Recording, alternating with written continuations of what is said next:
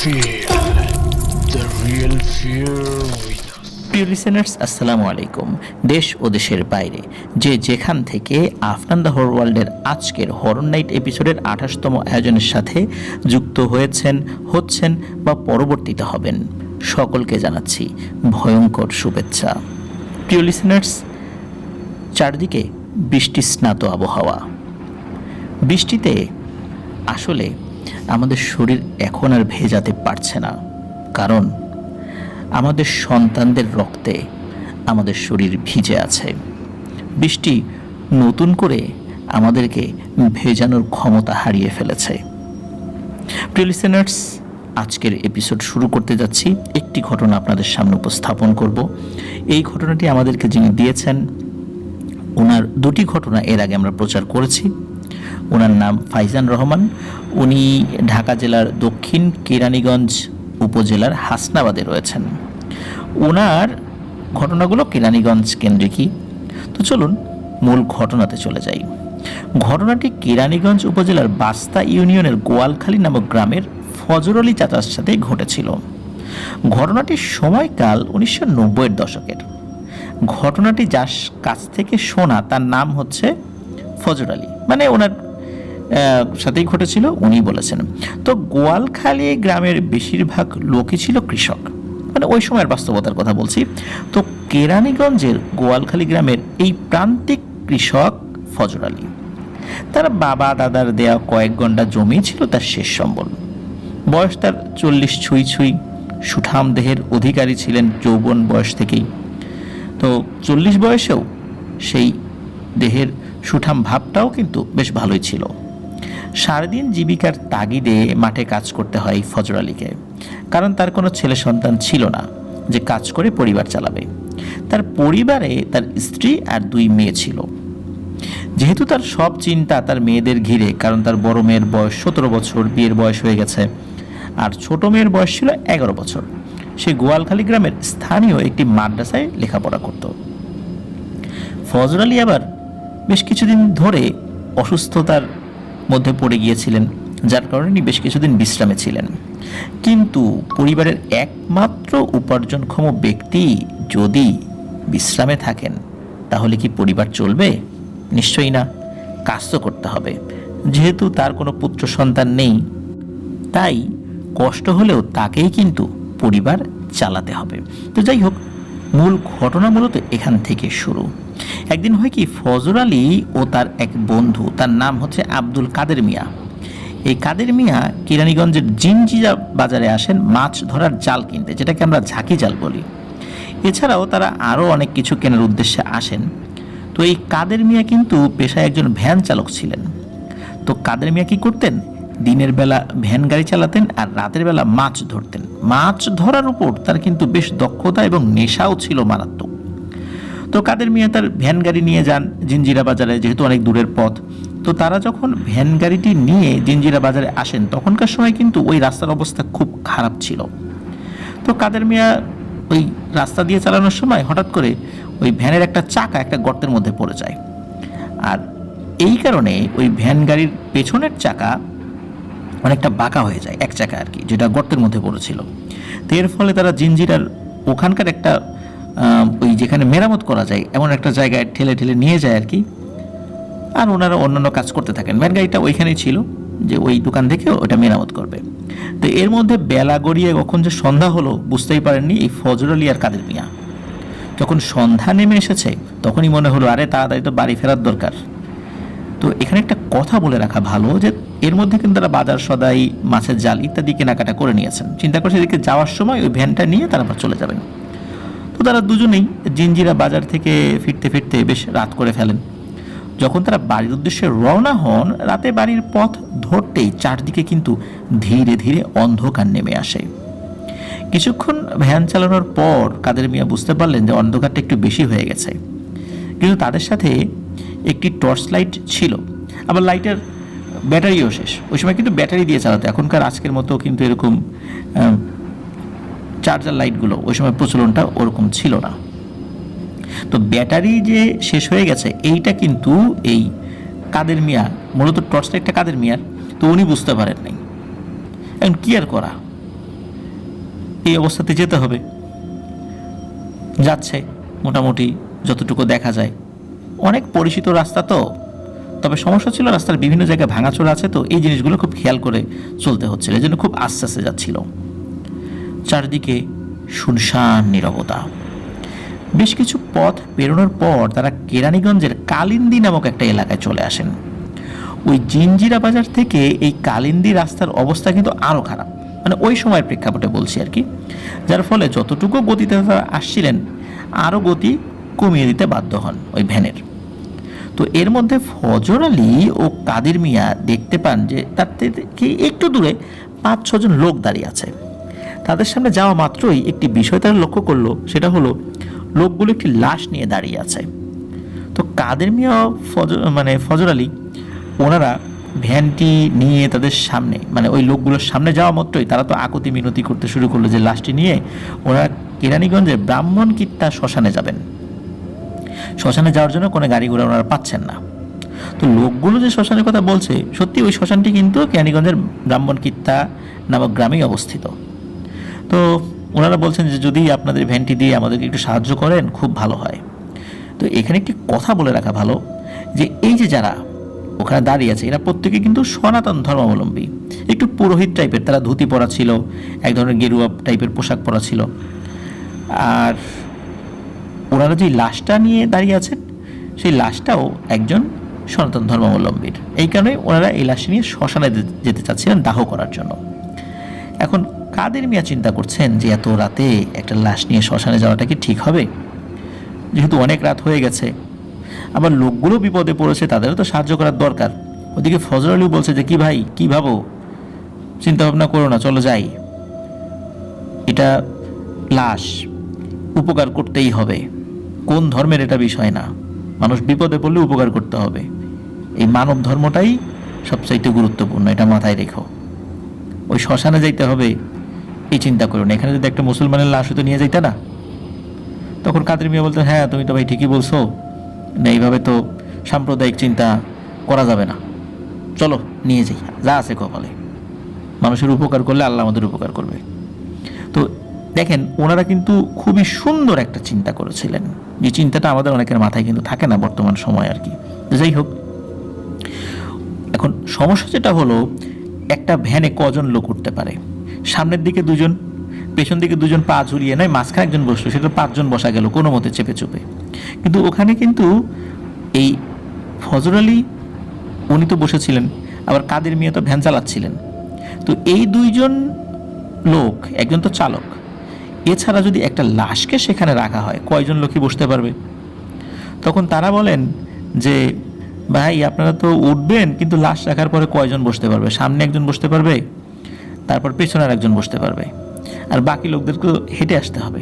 তখন ওনারা বলেন ঠিক আছে, কোনো সমস্যা নেই, আপনারা লাশটি ভ্যানে তোলেন, আমরা যে কয়েকজন পারি উঠছি, আর বাকি যারা আছে এরা আস্তে আস্তে হেঁটে হেঁটে আসছি, আপনারা চলে যান, আমাদের লোক তো আছেই একজন আপনাদের সাথে।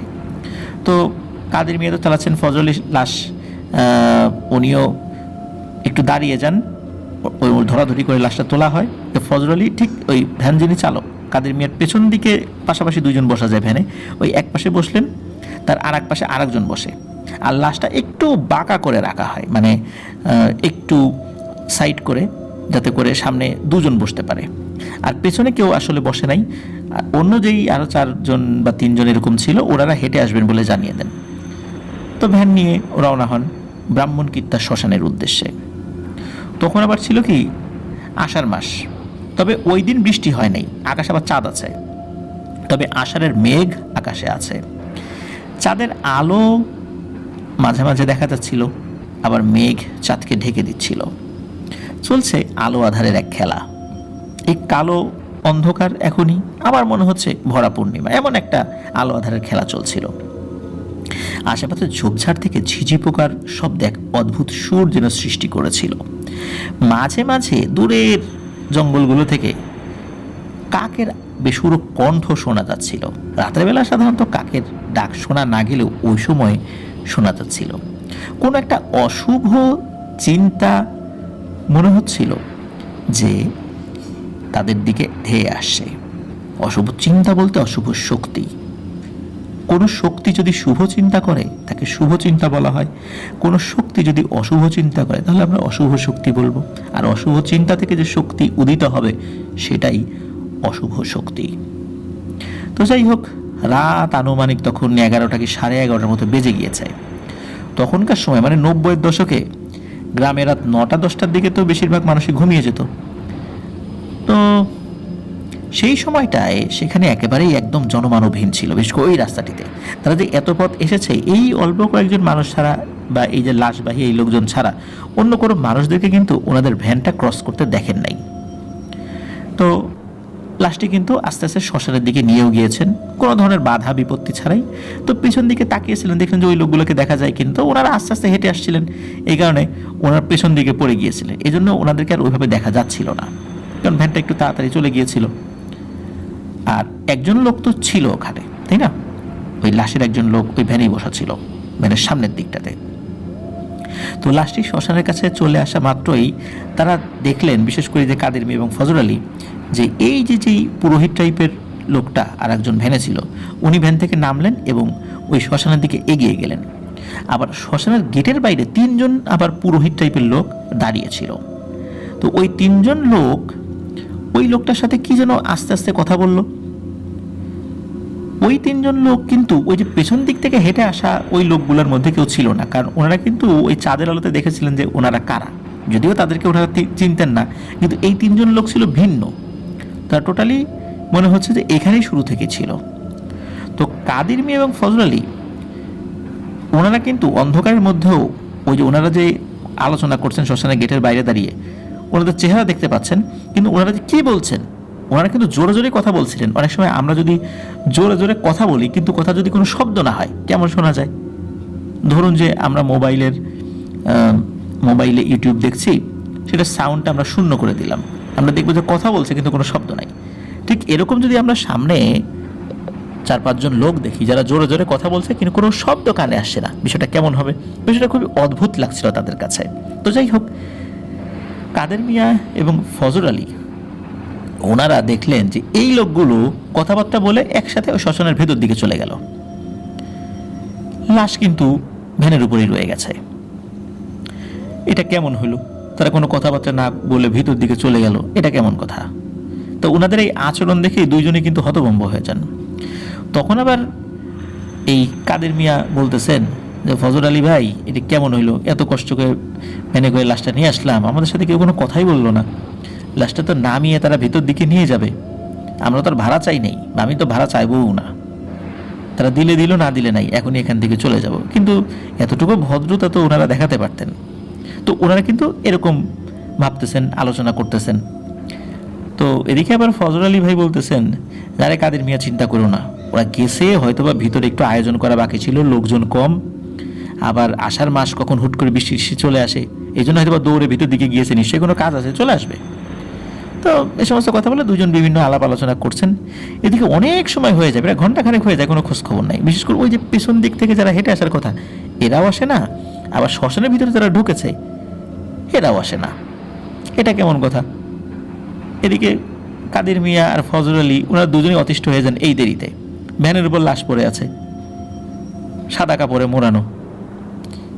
এমনিতেই তো একটা ভয় থাকার কথা শ্মশানের কাছাকাছি, আবার লাশ দিয়ে, আর ওনার ভ্যানটা তো আসলে লাশ টানা গাড়িও না। তখন এই ফজল আলী ওই কাদের মিয়াকে বলেন যে, এই কাদের, তুই যা তো ভিতরে যা, ভিতরে গিয়ে ওই লোকগুলোকে ডেকে নিয়ে আয়, এত সময় তো দেরি করতে পারবো না, আমাদের তো বাসায় যেতে হবে। তো কাদের মিয়া চিন্তা করেন, আচ্ছা ঠিক আছে যাই। ওনার কাছে কিন্তু সব ভয় লাগছিল না, এগুলো যে ভয়ের কোনো ব্যাপার, চিন্তা ভাবনা এইসব চিন্তা আসলে খুব বিরক্ত লাগছিল আর কি। তো কাদের মিয়া ঢোকেন ভেতরে। তো ভেতরে ঢুকেছেন, তো এদিকে কি হয়েছে যে এই যে ফজর আলী উনি কি করেছেন, ভ্যানের উপরে থাকা লাশটির দিকে একটু তাকিয়েছেন। তো ফজর আলী খেয়াল করলো ভ্যানের যেখানে উনি বসেছিলেন ওই জায়গাটা মনে হচ্ছে এখন ভেজা ভেজা লাগছে। তো ফজর আলী যখনই তার হাতটি হাত ওই ভ্যানের পাটাতনে রেখেছেন, মনে হলো তার হাতটি ভ্যানের পাটাতনে নেই, ওই পাটাতনের উপরে রক্তের কয়েক ইঞ্চি আবরণ ছিল, তার মধ্যে হাতটা ডুবে গেছে। তখনই উনি হাতটা সরিয়ে নেন। অন্ধকারে রক্ত তো আর লাল দেখা যায় না, কালো কালো লাগছিল। এটা দেখে উনি বুঝতে পারেন এটা রক্ত। এর মধ্যে কি হয়, হঠাৎ করে একটা মৃদু বাতাস এসে ওই লাশের উপর থেকে ওই কাপড়টা কিছুটা সরিয়ে দেয়। কাপড়টা কিন্তু আসলে মোড়ানো ছিল লাশকে, কিন্তু বাতাসে মুখটা সরে যাবে এই বিষয়টা কিন্তু এই মৃদু বাতাস হওয়ার কথা না, হয়তো বা দমকা বাতাস হলে এটা হলেও হতে পারতো, কিন্তু এই মৃদু বাতাসে কাপড়টা সরে যায়। তো সরে যাওয়ার পর ওটা যে বিভৎস লাশ ছিল বিষয়টা এরকম না, তবে ওই লাশটার চোখ খোলা ছিল, যেটা চাঁদের আলোতে উনি দেখতে পেয়েছিলেন। তবে দেখে যে খুব বেশি ভয় পেয়েছেন বিষয়টা এরকম না। হঠাৎ করে একা একা দাঁড়িয়ে আছেন, রক্ত ঝরেছে ভ্যানের উপরে, তারপরে কাদের মিয়া নাই, শ্মশানের সামনে দাঁড়িয়ে আছে, তো ভয় তো একটু পাওয়া স্বাভাবিক। তো উনি কি করেছেন যে আরেকটু দেখার জন্য, মানে এই রক্তটা কোথা থেকে আসলো, মাথাটা তো স্বাভাবিকই মনে হচ্ছে, তো উনি এটা দেখার জন্য ওই লাশের উপর থেকে কাপড়, ওই সাদা কাপড় আরেকটু সরানোর চেষ্টা করেছেন। তো একটু সরানোর পরই এই ফজর আলী দেখতে পান লাশটির দেহ থেকে মাথাটা কেউ টেনে ছিঁড়ে ফেলেছে, আর গলার যে ছেঁড়া জায়গা ওখান থেকেই রক্ত বের হচ্ছে, আর ওই রক্তই ভ্যানের পাটাতনে পড়ে পাটাতন ভিজে আছে, কিন্তু ওই ছেঁড়া জায়গায় কিন্তু মাথাটা বসানো। এটা হুট করে দেখলে বোঝার উপায় নাই। আর আরও একটা অদ্ভুত ব্যাপার হলো ওই লাশটির শরীরের পশমগুলো বেশ বড় বড়, যা কোনো সাধারণ মানুষের থেকে একেবারেই আলাদা। ঠিক যেমন ভেড়ার শরীরে পশম থাকে, পশমগুলো পেঁচিয়ে পেঁচিয়ে থাকে, মনে হচ্ছে গলার নিচ থেকে তার পুরো শরীরটাই এইরকম। যতটুকু উনি সরিয়েছিলেন ততটুকুই উনি একটা ধারণা নিতে পারেন যে পুরো শরীরেই হয়তোবা এত পশম রয়েছে, কিন্তু এভাবে তো কোনো মানুষের পশম থাকে না। তো উনি এটা দেখেই এক চিৎকার দিয়ে ভ্যান থেকে কিছুটা দূরে সরে যান। আর এর মধ্যে কি হয়, ওই যে কাদের মিয়া শ্মশান থেকে চিৎকার দিয়ে বের হচ্ছে আর বলছে, এ ফজর আলী রে ভাই, ফজর আলী ভাই, পালা পালা পালা, তাড়াতাড়ি পালা রে পালা, ওরে বাবা রে মেরে ফেলবে, পালা পালা। তো এটা শোনা মাত্রই ফজর আলী আর কাদের মিয়া তারা দুজনেই অন্ধকারের মধ্যে ভ্যানটি ওইখানেই রেখে দিক বিদিক দৌড়াতে শুরু করে। ভয়ে তারা দুজনেই দৌড়ে যে কোন দিকে চলে যাচ্ছে খেয়াল নাই, কিন্তু ফজর আলী কিন্তু এক রাস্তা ধরে দৌড়াতে শুরু করে। অপরদিকে কাদের মিয়া যে কোথায় চলে যায় এটা ফজর আলী জানতেন না, উনি পেছন দিক থেকে ডানে গেছেন বায়ে গেছেন না কি হয়েছেন এটা বলতে পারে না। এর মধ্যে ফজর আলীর সাথে আর একটা ভয়ানক ঘটনা ঘটে যায়। ফজর আলী দৌড়ানো অবস্থায় দেখতে পায় দূর থেকে এক লোক ফজর আলীর দিকে আসছে। যুবক বয়সের না হলেও চাঁদের আলো দেখে মনে হলো বেশ শক্তপোক্ত ব্যক্তি, একটু প্রৌঢ় হবে আর কি, বয়স 40-এর উপরে হবে। তো উনি ফজর আলীকে জিজ্ঞেস করলো, কি মিয়া ভয় পাও একা একা যেতে, চলো আমিও যাই তোমার সাথে, একসাথে যাই।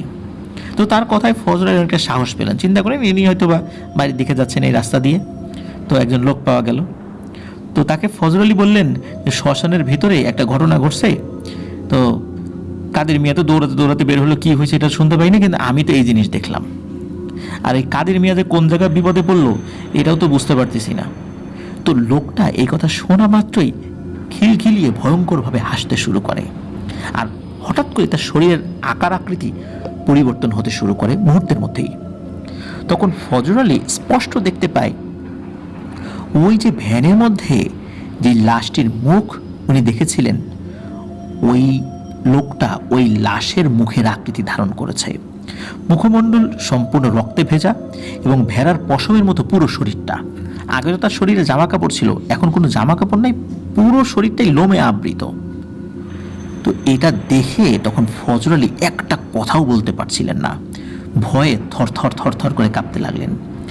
আর ফজর আলীকে ওই অভাবটা খপ করে হাত চেপে ধরে। ফজর আলী মনে হলো উনি একটা দুঃস্বপ্নের মধ্যে আছেন। ফজর আলী নিজের সব সাহস জোগাড় করে ওই লোকটা থেকে পালানোর চেষ্টা করলেন, কিন্তু না, কোনো কাজ হচ্ছিল না। মনে হচ্ছে প্রচণ্ড শক্ত একটা হাত তার হাত চেপে ধরেছে, আর ওইভাবেই খিলখিলিয়ে ভয়ঙ্করভাবে হেসে যাচ্ছে। উনি অনেক চেষ্টা করে আল্লাহু আকবার বলে একটা চিৎকার দেন, আর তখনই ওই অবয়বটার হাত থেকে নিজের হাতটা ছাড়িয়ে নিতে সক্ষম হন। ফজর আলী দৌড়াতে শুরু করেন, তবে উনি ওই অবস্থাতেও মাথা ঠিক রেখেছিলেন, রাস্তা যেদিকে যায় উনি ওই দিকেই দৌড়াচ্ছিলেন, এলোমেলো দৌড়াচ্ছিলেন না। দৌড়াতে দৌড়াতে উনি একটি খালের কালভার্টের দিকে এগিয়ে গেলেন। খাল পেরিয়ে অন্য পাশে গিয়ে দেখলেন ওই অন্ধকারে কোনো ব্যক্তিকে দেখা যাচ্ছে না। উনি তো সোজা দৌড়েছিলেন, আবার পিছন দিকে তাকিয়েছিলেন। উনি দেখলেন যে না, অন্য কোনো কিছু নাই। খালের ওপাশেই, মানে উনি যে পাশে গিয়েছেন ওই পাশে কিন্তু অনেকগুলো বাড়িঘর ছিল। তো ফজর আলী এক দৌড়ে একটি বাড়ির দিকে গেলেন, গিয়ে প্রচণ্ড জোরে চিৎকার চেঁচামেচি শুরু করে দিলেন। তো ওনার চিৎকার চেঁচামেচি শুনে বাড়ির সকলের ঘুম ভেঙে যায়। বাড়ির লোকজন যারা ছিল সবাই বাইরে বের হয়ে আসে। তারা আবার ফজর আলীকে চিনতেন, ফজর আলীও ওই বাড়ির লোকজনদেরকে চিনতেন। মানে উনি যে একদম ইন্টেনশনালি একটা নির্দিষ্ট বাড়িতে, চেনা বাড়িতে ঢুকেছেন বিষয়টা এরকম না। মানে ওই বাড়ির লোকজনদেরকে উনি চিনতেন, হয়তো এক দুইজনকে চিনতেন। ওখানে ঢোকার পরে আর কি মনে হয়েছে যে আরে এটা ওদেরই বাড়ি। তো ফজর আলীর কাছে ওনারা জানতে চান কী হয়েছে, ফজর আলী ভাই এরকম চিৎকার চেঁচামেচি করছেন কেন। তখন ফজর আলী ভাই সব বিষয়টা ওনাদের কাছে বলেন, এবং তার বন্ধু কাদের মিয়া নিশ্চয়ই বিপদে পড়েছে, কোথায় আছে উনি জানেন না। তখন ওই বাড়ির লোকজন বলেন যে ভাই, আপনাকে তো আমরা একাই দেখলাম, তো চলেন এখন কাদের মিয়াকে খুঁজি। তারপর ওই বাড়ির লোকজন এবং আশেপাশের কিছু বাড়িঘর যেগুলো ছিল সেখান থেকে কিছু লোকজনকে ডেকে তোলা হয়। বাড়িতে যারা যুবক ছিল তারা সবাই হাতে হারিকেন লাঠিসোঁটা নিয়ে বের হয় সেই ব্রাহ্মণকীর্তা শ্মশানের দিকে যাওয়ার জন্য। তো এখন তো কাদের মিয়াকে খুঁজতে হবে। তো কাদের মিয়া আবার কোন বিপদে পড়ে আছে, যেহেতু ওই গ্রাম থেকে শ্মশান বেশি দূরে ছিল না, তখন তারা শ্মশানের কাছে চলে যান। প্রতিমধ্যে কোনো সমস্যা হয়নি, এতগুলো লোক সমস্যার কথাও না। যে শ্মশানের সামনে ওই ভ্যানটি কিন্তু দেখতে পাওয়া যায়, কিন্তু ভ্যানের উপরে কোনো লাশ পাওয়া যায়নি। এমনকি ওই ভ্যানের উপরে যে রক্ত ছিল, যেটা ফজর আলী উনি হাত দিয়ে অনুভব করেছিলেন, ভ্যানটা কিন্তু একদম পরিষ্কার, কোনো রক্ত সেখানে নাই, কিন্তু ভ্যানটা আগের মতোই ওইখানেই পড়ে আছে। তো সবাই মিলে ওই শ্মশানের মধ্যে ঢোকেন, কিন্তু ঢোকার পরও কোনো মানুষকে সেখানে দেখতে পাওয়া যায় না। এরপর সবাই কাদের মিয়াকে খুঁজতে লাগলেন। অনেক খোঁজাখুঁজি করার পর শ্মশান থেকে বেশ কিছুটা দূরে এক রাস্তার পাশে, মানে রাস্তাটা ঢালু ছিল, তো মানে দুই সাইডে ঢালু, ওই ঢালুর একটা জায়গায় কাদের মিয়াকে পাওয়া যায়, অজ্ঞান অবস্থায় পাওয়া যায়। তাদের যে ভ্যান গাড়িটা ছিল ওই ভ্যানে করেই কাদের মিয়াকে ওই গ্রামের লোকজন ওই গ্রামে নিয়ে আসে। ওই গ্রামে কিন্তু একজন পুরোহিত ছিল। তখন গ্রামে যারা যুবক ছিল তারা ওই রাতেই পুরোহিতকে ডেকে তোলে, পুরোহিতকে সব কিছু বলে যে ওই শ্মশানে ফজর আলী এবং কাদের মিয়ার সাথে কী ঘটেছে। এখন কাদের মিয়ার সাথে কী ঘটেছে এই বিষয়টা তো আসলে কাদের মিয়ার সেন্স না আসলে জানা যাবে না। তবে ফজর আলী কী কী দেখেছিলেন, কী হয়েছে এটা বলেছেন। যেহেতু তখনকার সময় ব্রাহ্মণকীর্তা গ্রামটি সনাতন ধর্মাবলম্বীদের বাসটাই বেশি ছিল, তো পুরোহিত এই কথা শোনার সাথে সাথে যুবকদের সঙ্গে আসেন, এসে দেখেন কাদের মিয়া অজ্ঞান অবস্থায় পড়ে আছে। তো উনি বেশ কিছুক্ষণ চেষ্টা করেন কাদের মিয়ার জ্ঞান ফেরানোর জন্য, কাদের মিয়ার জ্ঞান ফেরত আসে। তখন কাদের মিয়া একটু স্বাভাবিক হয়ে পুরোহিতকে বলেন তার সাথে কি হয়েছিল। তো কাদের মিয়া যখন ওই শ্মশানের ভেতরে গিয়েছিলেন ওই পুরোহিত টাইপের লোকদের ডাকার জন্য, যে আপনারা আসেন লাশটা নিয়ে যান, আর কতক্ষণ দেরি করবো, আমাদের তো অনেক দূরে যেতে হবে, তখন উনি যখন ওই শ্মশানের ভিতরে গিয়েছেন তখন দেখেন যে শ্মশানের এক কোনায় 8 থেকে 10 জনের মতো হবে, তারা একত্রে বসে একটি চিতার উপরে, মানে যেই চিতার উপরে লাশ রেখে দাহ করা হয়, একটি চিতার উপর বসে হাত দিয়ে খুবলিয়ে খুবলিয়ে একটা লাশ খাচ্ছে। তো উনি আরও স্পষ্ট দেখতে পান যে লাশটির শরীর থেকে মাথাটা সম্পূর্ণ আলাদা করা, মাথাটি এক পাশে পড়ে আছে। এর মধ্যে কি হয় যে উনি যে ওখানে দাঁড়িয়েছেন ওরা কিন্তু তার উপস্থিতি টের পেয়ে গেছে। তারা সবাই একত্রে খুব রাগান্বিতভাবে ঘুরে তাকায়। তাদের প্রত্যেকের মুখমণ্ডল সম্পূর্ণরূপে রক্তে থই থই করছে এবং খুবই বীভৎস এবং ভয়ঙ্কর। তাদের চোখগুলো মনে হচ্ছে জল জল করছিল, চোখের পাতা যে পড়ছে, আমরা টিপ টিপ করে চোখের পাতা ফেলি এটাও বোঝা যাচ্ছে। মাত্র কয়েক সেকেন্ড তাদের সাথে চোখাচোখি হয়। এদের মধ্যে কি হয় যে একজন ওই লাশের শরীরের একটা অংশ এই কাদের মিয়ার দিকে ছুঁড়ে মেরেছে, ছুঁড়ে মেরে বলে এই নে খাবি খা। তো এই ভয়ঙ্কর দৃশ্য দেখা মাত্রই ওখান থেকে প্রচণ্ড জোরে এক চিৎকার দিয়ে দৌড়ে শ্মশানের বাইরে বের হতে থাকেন। আর ওই ফজর আলীকে বলতে থাকেন, ওরে ফজর আলী ভাই রে, পালা পালা, তাড়াতাড়ি পালা। কারণ কাদের মিয়া বুঝতে পারছিলেন যে এগুলো নিশ্চয়ই শ্মশানের লাশ খেকো পিশাচ, যার ফলে দিক বিদিক হয়ে ওনারা তো দৌড়াতে শুরু করেছেন। আর কাদের মিয়া যেহেতু ওই ভয়ঙ্কর দৃশ্য দেখেছেন, এই কারণে কাদের মিয়ার ভয়টাও বেশি ছিল। ওরা মাথা ঠিক রাখতে পারে নাই, এলোমেলো দৌড়েছিলেন। আর ফজর আলী তো আসলে ওই ভয়ঙ্কর দৃশ্য না দেখলেও ভ্যানের উপরে ওই লাশের একটা ভয়ঙ্কর দৃশ্য দেখেছিলেন। তো যাই হোক, এরপর কাদের মিয়া নাকি কোনো কিছুর সাথে বাড়ি খেয়ে পড়ে যায়। কিসের সাথে বাড়ি খেয়েছে উনি জানতে পারেন না, আসলে মনে নেই। তারপরে ওনার কিছু মনে নাই। আর জ্ঞান ফেরার পর এই যে এখানে সবাইকে দেখছেন। তারপর পুরোহিত এর সব কিছু শোনার পর কাদের মিয়া এবং ফজল আলীর সাথে ঘটে যাওয়া ঘটনা কিছুটা বিশ্লেষণ করে একটা বিষয় বলেন সকলকে। সেটা হচ্ছে ব্রাহ্মণকিত্তা গ্রামে হিরুপাল নামে একজন তান্ত্রিক কিছু ভয়ঙ্কর এবং শক্তিশালী পিশাচদেরকে নাকি এই শ্মশানে বন্দি করে রেখেছিলেন। তারা খুবই দুষ্টু ছিল, মানুষকে খুব বিরক্ত করত। কোনো না কোনোভাবে হয়তোবা তারা মুক্ত হয়ে গিয়েছে, তবে বহুদিন যাবৎ বন্দী হয়ে থাকার কারণে তারা দুর্বল হয়ে পড়েছে। যেহেতু ওরা দুর্বল হয়ে গেছে, কোনো লাশ তাদের প্রয়োজন ছিল, এই জন্যই তারা হয়তোবা কোনো লাশ ওখানে খাচ্ছিল, আর এদের দুইজনকেও নিয়ে এসেছিল হত্যা করার উদ্দেশ্যে। কিন্তু কেন ওরা আবার বের হয়ে আসলো না, বা কেনই বা তারা তাদেরকে হত্যা করলো না, এই বিষয়ে পুরোহিত কিছু বলতে পারে না। এখনও বর্তমানে শ্মশান রয়েছে, ওইখানে মন্দির হয়েছে, মানুষজনের অনেক বসতি হয়েছে, যার ফলে এখন নাকি খুব একটা ভয় ওখানে কেউ পায় না। আর ওই পিশাচগুলো ওই সময় হয়তো বা মায়াজাল সৃষ্টি করে ওদেরকে ওখানে নিয়ে গিয়েছিল। তো যাই হোক, এই ঘটনার পরে ফজল আলী এবং কাদের মিয়া তাদের বাড়ি কেরানীগঞ্জের গোয়ালখালী গ্রামে ফেরত আসেন। ফজল আলী এবং কাদের মিয়া দুজনে এতটাই ভয় পেয়েছিলেন যে দুজনেই প্রায় টানা 2 সপ্তাহ জ্বরে ভুগেছেন। তো পরবর্তীতে ফজল আলী এবং কাদের মিয়ার সাথে এই বিষয় নিয়ে আর কোনো ঘটনা ঘটেনি। ফজল আলী এখনও ভালো আছেন, সুস্থ আছেন। তো এটি ছিল ঘটনা। ধন্যবাদ জানাচ্ছি ফাইজান রহমানকে ভয়ানক একটি ঘটনা আমাদের সাথে শেয়ার করার জন্য। আশা করছি এই ঘটনাটি লিসেনারদের ভয়ের শিহরণ জাগাতে সক্ষম হবে ইনশাল্লাহ। প্রিয় লিসেনার্স, আমাদের এবারের এপিসোডটি এ পর্যন্তই ছিল। আশা করছি এপিসোডটি আপনাদের ভালো লেগেছে, আর ভালো লাগলে আমাদের চ্যানেলের লিঙ্কটা কিন্তু শেয়ার করতে ভুলবেন না। প্রিয় লিসেনার্স, আপনারা যারা ঘটনা পাঠাতে চান তারা লিখে অথবা রেকর্ড করে যে কোনোভাবে ঘটনা পাঠাতে পারবেন afnanthehorworld@gmail.com এই ইমেল অ্যাড্রেসে। ইমেল অ্যাড্রেসের স্পেলিংটা আমরা আমাদের ভিডিও ডিসক্রিপশনে দিয়ে রেখেছি। স্পেলিংটা আবারও বলছি, AFNANTHEHEHORRWORLD afnanthehorworld@gmail.com। আমাদের কিন্তু ফেসবুক পেজ এবং গ্রুপ রয়েছে আফনান দ্য হরর ওয়ার্ল্ড নামে। আমাদের ফেসবুক পেজে আপনারা কমেন্ট করতে পারেন, আর ফেসবুক গ্রুপে আপনারা পোস্ট করতে পারবেন। প্রিয় লিসেনার্স, আসছে সোমবার অমীমাংসিত রহস্যের আরও একটি এপিসোড নিয়ে আপনাদের সামনে হাজির হচ্ছি রাত 10:59। সবাই ভালো থাকবেন, সুস্থ থাকবেন, আমার জন্য দোয়া করবেন, আমার পরিবারের জন্য দোয়া করবেন, আপনাদের জন্য দোয়া রইল, আপনাদের পরিবারের প্রত্যেকের জন্য দোয়া রইল। মহান আল্লাহ সুবহানাহু ওয়া তাআলা আমাদেরকে ভালো রাখুন, সুস্থ রাখুন, নিরাপদে রাখুন, আফনান দ্য হরর ওয়ার্ল্ডের সাথে রাখুন। আসসালামু আলাইকুম।